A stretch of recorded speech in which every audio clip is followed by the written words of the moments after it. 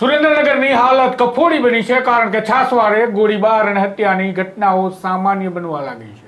હવે દારૂ જુગારની વાત કરવી કોઈ જરૂરી નથી રહી કારણ કે એટલી હત્યાઓ અને ગોળીબારની સાથે અપહરણની ઘટનાઓ સામે આવવા લાગી છે।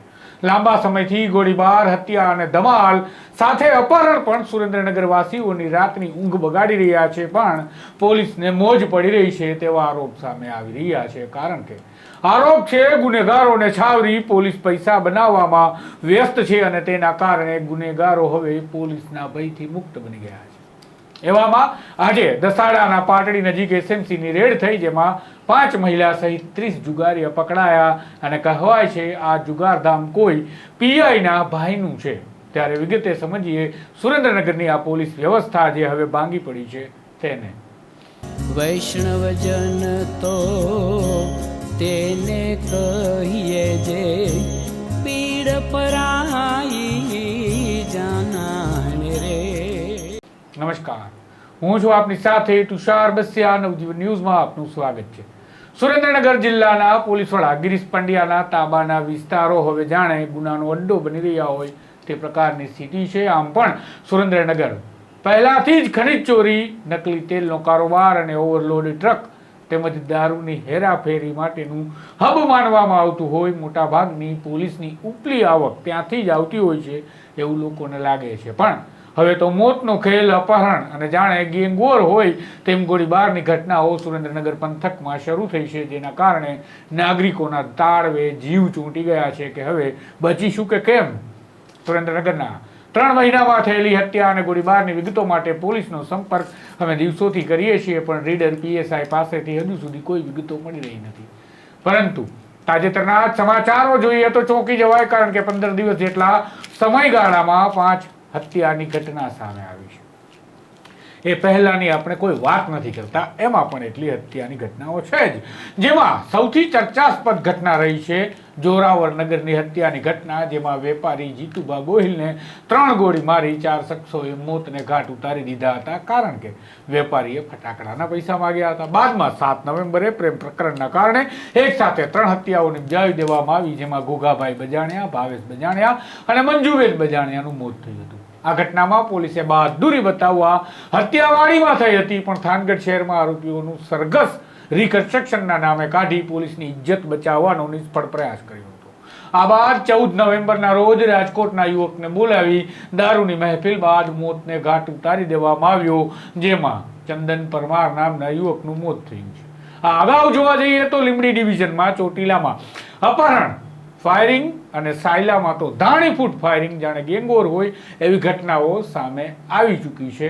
પોલીસ જાણે સુરેન્દ્રનગરમાં હોય જ નહીં તેવી સ્થિતિ વચ્ચે આમ આદમી પાર્ટીના નેતા રાજુ કરપડાએ તો સ્નેહ મિલનના કાર્યક્રમમાં સુરેન્દ્રનગરની પોલીસ પર જાણે ઘોષ બોલાવી હોય એ પ્રકારે આક્ષેપ કર્યા અને કહ્યું કે આ તોડનો નવો ધંધો લીંબડી ડિવિઝનમાં શરૂ કરવામાં આવ્યો છે। રાજુ કરપડાના ગંભીર આરોપો સાંભળો। પોલીસ અધિકારીઓ ખૂબ સારા હોય છે, પણ 10% જે પોલીસ અધિકારીઓ કરપ્ટ છે, જે પોલીસ અધિકારીઓ આજે હું ખુલીને કહું છું કે સારા અધિકારીઓ જે છે એને આ ખરાબ જે 10% અધિકારીઓ છે એ સારા અધિકારીઓને ખાખી પર દાગ લગાવવાનું કામ કરે છે।